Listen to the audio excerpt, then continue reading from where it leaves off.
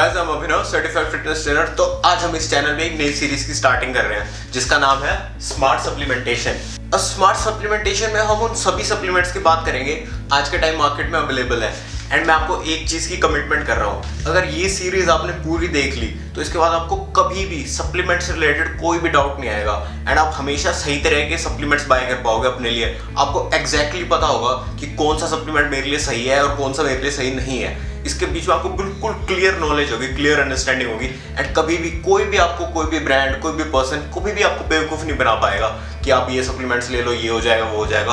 आपको एग्जैक्टली पता होगा कि कौन सा सप्लीमेंट मेरे लिए सही है एंड किस टाइम मुझे उसको लेना है। इस चीज़ का आपको बिल्कुल क्लियर आंसर मिलने वाला है इस सीरीज के बाद में।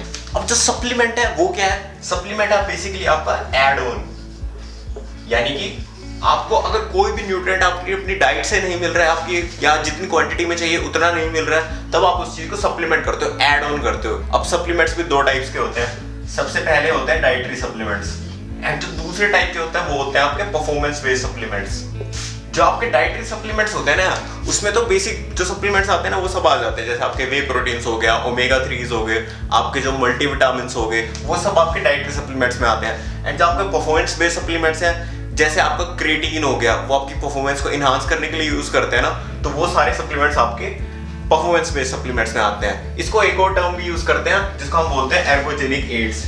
एर्गोजेनिक एड्स का मतलब क्या है? वो सारे सब्सटेंसेस या वो सारी चीजें जो आपकी परफॉर्मेंस को इनहांस करने के लिए यूज होती है, उन सभी को हम बोल देते हैं एर्गोजेनिक एड्स में। तो आज हम डिस्कस करने वाले हैं इंडियन मार्केट में सबसे ज्यादा कॉमनली अवेलेबल सप्लीमेंट जिसको हम बोलते हैं वे प्रोटीन। नाम तो सुना ही होगा ना आपने।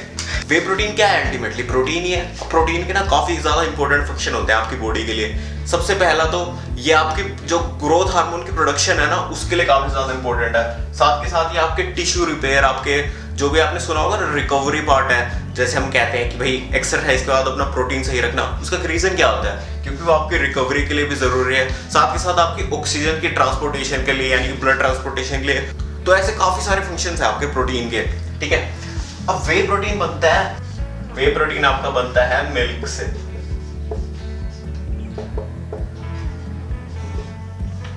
पता है मेरे को, मेरी ड्राइंग अच्छी काफी।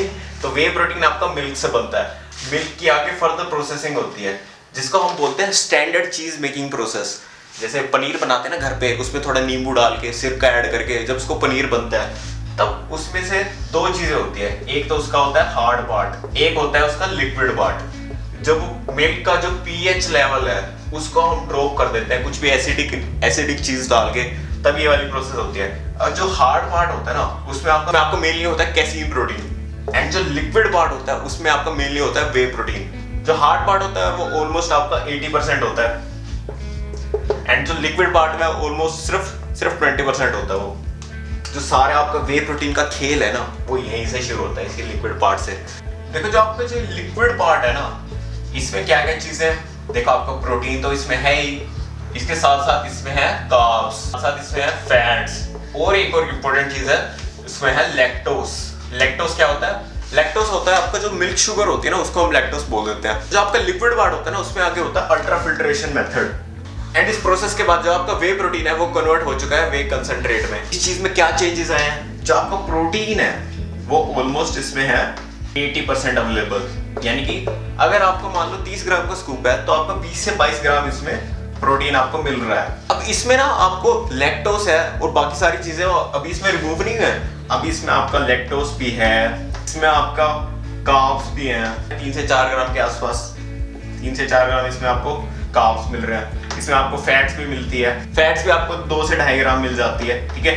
अब इसके ना कुछ प्लस पॉइंट है, ये सबसे लीस्ट प्रोसेस्ड है, लीस्ट प्रोसेस्ड, यानी कि सबसे कम प्रोसेस करा हुआ प्रोटीन है। देखो यार, कुछ स्टडीज ना ऐसे कहती है जैसे जैसे हम प्रोटीन को आगे फर्दर प्रोसेस करते रहते हैं ना, तो उसमें कुछ इंपॉर्टेंट न्यूट्रिएंट्स, कुछ इंपॉर्टेंट सबफ्रैक्शंस होते हैं जो डीनेचर हो जाते हैं। जैसे कि आपका इम्यूनोग्लोबुलिन्स हो गया। इम्यूनोग्लोबुलिन्स क्या होता है? इनका बेसिकली काम होता है आपकी बॉडी को प्रोटेक्ट करना वायरसेस से, पैरासाइट से, इन्फेक्शन से। तो ये आपकी बॉडी को हेल्दी रखने में काम करते हैं। एक तरह से ये आपकी इम्यूनिटी होती है ना, उसके लिए काफी ज्यादा इंपॉर्टेंट है। तो आपके जो वे प्रोटीन कंसंट्रेट में होता है ना, इसमें आपको इम्यूनोग्लोबुलिन्स मिलते हैं। ये भाई चीप है, ज्यादातर लोग इसको अफोर्ड कर सकते हैं, तो सस्ता सा मिल जाता है। ये भी सस्ता तो नहीं है, पर डेफिनेटली चीप है। अब जो हमारा वे प्रोटीन कंसंट्रेट है, इसको आगे फर्दर प्रोसेसिंग करते हैं, जिसको हम बोलते हैं क्रॉस फिल्ट्रेशन मेथड। इसी प्रोटीन की अगर क्रॉस फिल्ट्रेशन करते हैं तो हमें क्या मिलता है, वेव आइसोलेट। ठीक है, यहाँ पे आपका ये प्रोटीन बन चुका है वे आइसोलेट। जो आपका प्रोटीन का कंटेंट है वो ऑलमोस्ट 90% होता है। अगर आपका 30 ग्राम का स्कूप है ना, तो मान के चलो आपको 24 से 26 ग्राम के आसपास आपको प्रोटीन मिल जाएगा। इसमें जो लैक्टोज की जो क्वांटिटी है वो डेफिनेटली कम हुई है, लेकिन खत्म नहीं हुई, अभी गए नहीं है लैक्टोज। तो आपके जो लैक्टोज है उनकी क्वांटिटी इसमें कम हो गई है, प्लस आपके जो कार्ब्स हैं वो भी इसमें कम हो गए हैं। 0.7 या 0.8 ग्राम के आसपास कुछ आपके कार्ब्स रह गए हैं इसमें। जो आपके फैट्स हैं वो भी आपके बहुत कम हो गए हैं इस प्रोसेस के बाद। जो आपका फैट का कंटेंट है वो भी ऑलमोस्ट 0.5 या 0.8 के आसपास रह गया है। इसमें जो आपका प्रोटीन है वो काफी ज्यादा अवेलेबल है। ठीक है, और जो आपके लैक्टोज है, कार्ब्स है, फैट्स है, ये आपको कंपैरेटिवली कम मिल रहे हैं वे प्रोटीन कंसंट्रेट के बजाय, और आपको प्रोटीन ज्यादा मिल रहा है। प्लस इसके कुछ माइनस भी है ना। क्या है माइनस भाई, आप सब तो रिलेट कर ही सकते हो भाई। ये है एक्सपेंसिव। जो वे प्रोटीन कंसंट्रेट होता है ना, उससे ऑलमोस्ट डबल प्राइस पे मिलता है आपको वे प्रोटीन आइसोलेट। डबल तो खैर ज्यादा हो गया, मतलब थोड़ा ज्यादा मिलता है, तो ये काफी एक्सपेंसिव है। एक और इसका नेगेटिव पॉइंट बताऊं, काफी ज्यादा इंपॉर्टेंट है। जो मैंने आपको सब फ्रैक्शंस की बात करी थी ना, जो इंपॉर्टेंट न्यूट्रिएंट्स की बात करी थी, इम्यूनोग्लोबुलिन्स की, वो भी कुछ स्टडीज ऐसा क्लेम करती है कि इम्यूनोग्लोबुलिन्स की प्रेजेंस है, यानी कि जो आपके इम्यूनिटी के लिए इंपॉर्टेंट है, वो आइसोलेट में नहीं है, वो सिर्फ आपको कंसंट्रेट में मिलेंगे। ठीक है, और किसके क्या प्लस पॉइंट होंगे, इसकी जो डाइजेस्टिबिलिटी होगी ना वो और ज्यादा होगी, यानी कि इजी टू डाइजेस्ट होगा। ये हो गई कहानी आपकी आइसोलेट की। ये प्रोटीन इसकी फर्दर प्रोसेसिंग करता है, जिसको हम बोलते हैं हाइड्रोलिसिस प्रोसेस। और आपके पास क्या आता है, आपका बनता है वे हाइड्रोलाइज्ड। वे हाइड्रोलाइज्ड ये आपको मोस्ट प्रोसेस्ड प्रोटीन है। इसमें जो आपको प्रोटीन का कंटेंट वो ऑलमोस्ट 95 से लेकर 100% तक आ चुका है। और जो आपके लैक्टोज है वो अब भाई अब वो जिंदा नहीं रहे अब उनका काम तमाम हो चुका है। तो इसके आपके जो लैक्टोज है वो इसमें बिल्कुल खत्म हो चुके हैं, चले गए हमें छोड़ के लैक्टोज तो आपके लैक्टोज बिल्कुल खत्म हो चुके हैं। आपके जो कार्ब्स है वो ऑलमोस्ट जीरो हो चुके हैं। आपके जो फैट्स है वो भी ऑलमोस्ट जीरो हो चुके हैं, यानी कुछ 1-2% पॉइंट्स में हो सकते हैं, बट ऑलमोस्ट जीरो कह सकते हैं हम उन्हें कि हो चुके हैं। अब इसके प्लस पॉइंट क्या है, देखो इसमें तो सबसे पहले तो यही आ जाता है कि जो लोग हैं जिनको लैक्टोज इंटॉलरेंस जैसी इशू है, तो भाई आपके लिए तो यही ऑप्शन है। इसके ना कुछ माइनस पॉइंट भी है भाई। देखो सबसे जो माइनस पॉइंट है भाई, मोस्ट एक्सपेंसिव, जितने भी प्राइस पे आप ले रहे थे कंसंट्रेट, उससे बहुत ज्यादा महंगा मिलेगा आपको हाइड्रोलाइज्ड प्रोटीन। मैंने तो 1-2 बार ही लिया भाई, बहुत महंगा था वैसे। ठीक है, और जो इंपॉर्टेंट सब फ्रैक्शंस वाली बात होती है ना, इंपॉर्टेंट न्यूट्रिएंट्स वाली बात, वो चीज नहीं है भाई यहाँ पे आपको इम्यूनिटी बूस्टिंग बेनिफिट्स नहीं मिलेंगे जो आपको इम्यूनोग्लोबुलिन्स दे रहे थे। देखो भाई, ये तो हमने बात कर ली कि तीनों टाइप्स के वे प्रोटीन की। अब बात आती है इनमें से बेस्ट कौन सा है भाई, कौन सा खरीदे हम। इस पे मल्टीपल स्टडीज हुई, तो मैं आपको एक स्टडी बताता हूँ उनमें से।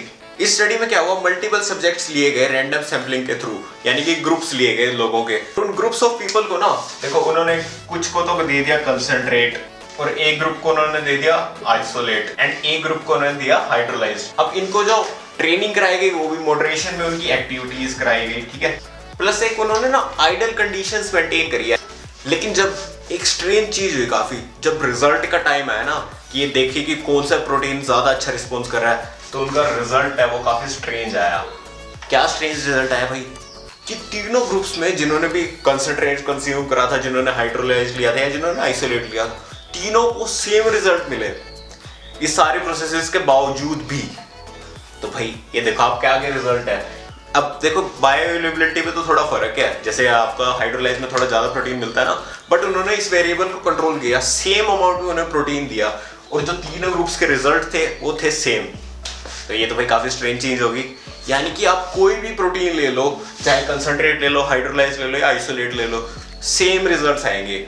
ठीक है, आपका जो ओवरऑल न्यूट्रिशन है, ओवरऑल जो आपकी ट्रेनिंग है वो ज्यादा मैटर करती है। डेफिनेटली यार, अगर आप लैक्टोज इंटॉलरेंस हो तब तो आपके लिए हाइड्रोलाइज्ड ऑप्शन बेटर रहेगा, लेकिन मैं बात कर रहा हूँ नॉर्मल लोगों की, चाहे आप मेल हो चाहे फीमेल हो। यार एक चीज आपने इंश्योर करनी है, जो भी आप वे प्रोटीन लो वो आपको ऑथेंटिक होना चाहिए 100%। कई लोग कहते हैं कि मेरे को वे प्रोटीन से डाइजेस्टिबिलिटी इश्यूज आ रहे हैं या प्रॉपर्ली डाइजेस्ट आपको कोई लैक्टोज इंटॉलरेंस इशू नहीं है, मतलब आपको लैक्टोज इंटॉलरेंस जैसे कोई भी इश्यूज नहीं है, स्टिल आपको वे प्रोटीन इंडाइजेस्ट हो रहा, तो भाई आपको तो डॉक्टर पे कंसल्ट करना चाहिए फिर इमीडिएटली।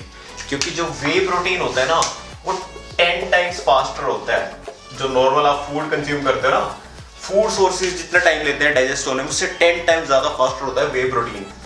तो अगर आपको डाइजेस्टिबिलिटी जैसी दिक्कत आ रही है वे प्रोटीन लेने के बाद, या कोई भी आप एग्स खाते हो, चिकन खाते हो, कोई भी प्रोटीन का सोर्स कंज्यूम करते हो, उसके बाद आपको डाइजेस्टिबिलिटी जैसे इश्यूज आ रहे हैं, तो आपको भाई डेफिनेटली अपने डॉक्टर को कंसल्ट करना चाहिए, जितनी जल्दी हो सके उतनी जल्दी। फैट लॉस में, मसल बिल्डिंग में हम कौन सा टाइप का वे प्रोटीन यूज करें? भाई कोई भी यूज कर सकते हो आप, किसी भी, क्या है आपका कोई भी गोल है, फैट कितना जल्दी डाइजेस्ट होता है वे, तो भाई अब तीनों में हल्के माइनर से डिफरेंसेस होंगे, लेकिन तीनों ही टाइप्स के प्रोटीन जल्दी से जल्दी डाइजेस्ट हो जाते हैं। ऐसा मैंने एक्सपीरियंस करा है, क्योंकि मैंने तीनों टाइप के वे प्रोटीन खा रखे हैं, तो कुछ ज्यादा फर्क नहीं है, 5-10 मिनट का फर्क होगा ज्यादा से ज्यादा। देखो चलो यार, अब हम बात कर लेते हैं कि आपने प्रोटीन बाय करते टाइम कौन कौन सी चीजों का ध्यान रखना है। देखो नॉर्मली हम सब क्या करते हैं, हम देखते हैं कि भाई 30 ग्राम का स्कूप है तो उसमें प्रोटीन है 24 ग्राम। हम सोचते हैं बहुत अच्छा भाई, ये तो बहुत अच्छा प्रोटीन है, इसमें तो 24 ग्राम हमें प्रोटीन मिल रहा है, 30 ग्राम का स्कूप है, तो क्या ये चीज देखनी हमें? नहीं, 2 चीजें देखनी है आपको, सिर्फ 2 चीजें।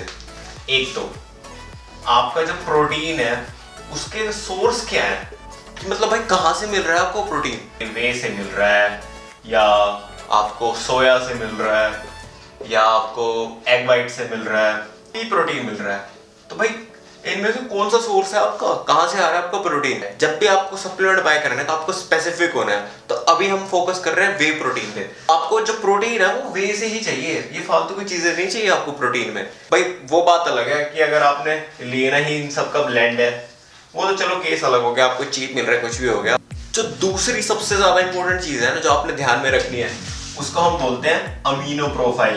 आपके प्रोटीन में क्या होता है? Amino acids. अब अमीनो एसिड्स भी काफी अलग अलग टाइप्स के होते हैं। एक होते हैं आपके EAA, जिनको हम बोलते हैं एसेंशियल अमीनो एसिड्स, जिनको आपकी बॉडी है ना खुद नहीं प्रोड्यूस कर सकती, इसको एक्सटर्नल सोर्सेज पे रिलाई करना पड़ता है इनको लेने के लिए, यानी कि फूड पे। यही आपको मेनली चाहिए होते हैं। एक होते हैं आपके CEAA, conditionally essential amino acids, and एक होते हैं आपके NEAA, यानी कि non essential amino acids. Non essential इसका मतलब ये चाहिए नहीं चाहिए, बट ये दोनों है ना, ये आपकी बॉडी खुद प्रोड्यूस करती है, लेकिन जो EAA होते हैं वो आपको लेने पड़ते हैं फूड के थ्रू, ठीक है? अब मानो आपका जो प्रोटीन है वो आप मेनली ले क्यों रहे हो? आप ले रहे हो EAA के लिए, एसेंशियल अमीनो एसिड्स के लिए। अब चलो एक अमीनो प्रोफाइल मेंशन होती है हर प्रोटीन पाउडर के पीछे, जो ऑथेंटिक ब्रांड्स होते हैं ना वो तो मेंशन जरूर करते हैं। अब मान लो आपको एसेंशियल अमीनो एसिड्स है, ल्यूसीन हो गया, आइसोल्यूसीन हो गया, वैलिन हो गया, ट्रिप्टोफैन हो गया, तो ऐसे काफी सारे इसमें एसेंशियल अमीनो एसिड होते हैं। ये मान लो आपको कोई भी प्रोडक्ट है उसमें आपको मिल रहे हैं 8 ग्राम, जो कंडीशनली एसेंशियल अमीनो एसिड्स हैं ये आपको मिल रहे हैं 6 ग्राम, जिसमें आपका ग्लूटामिन हो गया, आर्जिनिन हो गया, एंड जो आपके नॉन एसेंशियल अमीनो एसिड है जो आपकी बॉडी खुद भी प्रोड्यूस कर सकती है, ये आपको मिल रहे हैं 10 ग्राम।